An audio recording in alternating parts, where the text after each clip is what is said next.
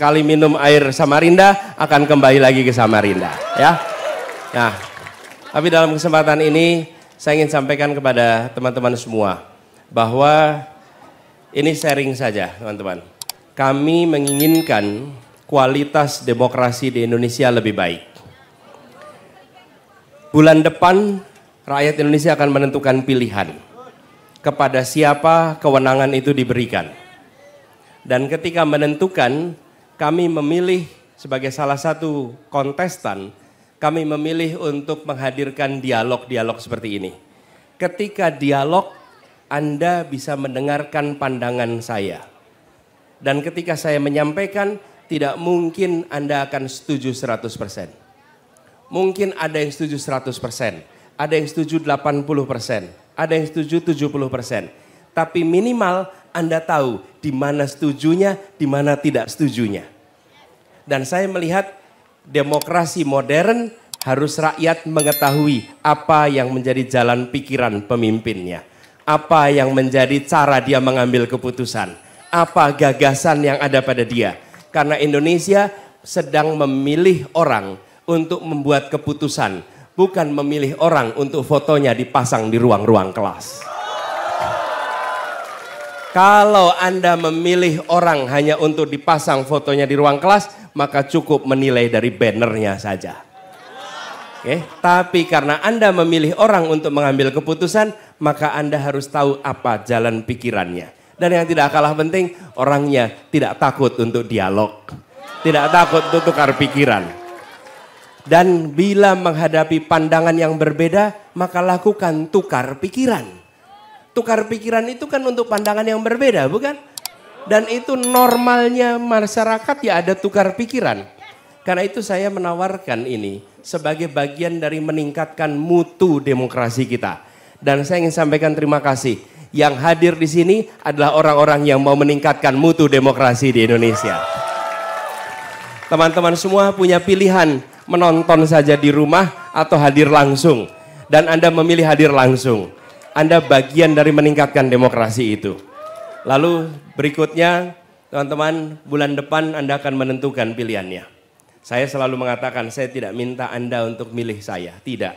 Saya hanya meminta Anda untuk menjadi pemilih yang rasional. Rasional itu artinya membandingkan. Rasio itu perbandingkan. Orang yang memilih dengan menggunakan perbandingan, dia adalah pemilih yang rasional. Bandingkan apa? Bandingkan rekam gagasannya, rekam jejaknya, rekam karyanya, rekam prestasinya. Dari situ tentukan pilihannya di 14 Februari yang akan datang.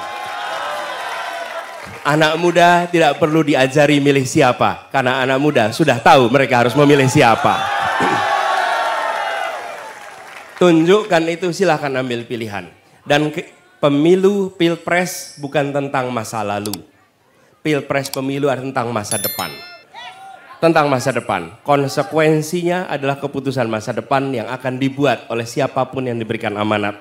Karena itu saya mengajak kepada semua di sini, jangan sia-siakan hak pilih Anda. Bila pilpres diikuti hanya oleh 60% orang, maka yang 40% itu tidak ikut menentukan. Yang 60% lah yang menentukan. Dan insya Allah yang ada di tempat ini akan menjadi orang-orang yang menentukan pilihannya di 14 Februari yang akan datang. Saya ingin sampaikan terima kasih teman-teman. Hari ini kita berjumpa, mungkin waktunya tidak panjang. Ya, tapi insya Allah kenangannya panjang di kita semua. Dan saya ingin mengharapkan kepada semuanya, insya Allah apa yang tadi disampaikan, bila amanat itu diberikan, maka apa yang tadi dikatakan insya Allah akan dilaksanakan. Laksanakan. Kami selalu berhati-hati di dalam menyampaikan rencana. Kenapa? Karena rakyat sudah capek dengan janji yang tidak dilaksanakan. Dan itu adalah beban moral tersendiri bagi saya. Saya ingat maju pilkada di Jakarta. Datang ke kampung-kampung berkampanye, bersilaturahmi dengan warga. Apa kata warga di sana?